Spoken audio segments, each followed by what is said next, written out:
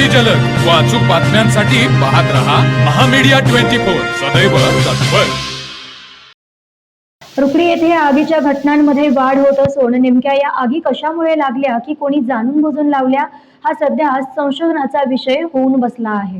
रुकडी तालुका हातकणंगले येथे मागील 8 दिवसात 2 ठिकाणी आग लागण्याच्या घटना घडल्या। येथील जिल्हा परिषदेच्या कुमार विद्या मंदिर शाळा क्रमांक 2 मधील खोली क्रमांक 1 ही आगीच्या भक्ष्यस्थानी सापडून शाळेचे मोठे नुकसान झाले। ते आटोक्यात येते ना येते तोच लगेच रुकडी येथील आधार फाउंडेशन या सामाजिक संस्थेने रुकडी अतिग्रे मार्गावर लागवड करून जतन केलेल्या वृक्षा अज्ञाताने भर दुपारी आग लावली।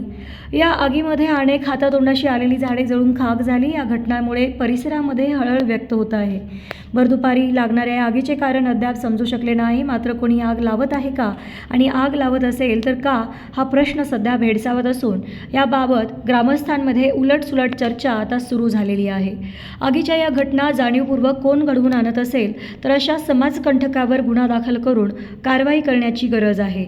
याबाबत बोलताना आधारचे संस्थापक संदीप बनकर म्हणाले, आधार फाउंडेशन या संस्थेमार्फत आजपर्यंत वृक्ष संवर्धन हा अजेंडा डोळ्यासमोर ठेवून रुकडी अतिग्रे चोकाक या भागामध्ये मोठ्या प्रमाणात झाडांची लागवड करून त्यांना तळहाताच्या फोडाप्रमाणे जपून वाढवलेली आहे। मात्र या झाडांच्या जीवावर उठत वारंवार आग लावण्याचे काम होत आहे हे निषेधार्ह आहे। तर मग चला सबस्क्राइब करायला विसरू नका महामीडिया 24 न्यूज चॅनलला। महामीडिया 24 सदैव तत्पर।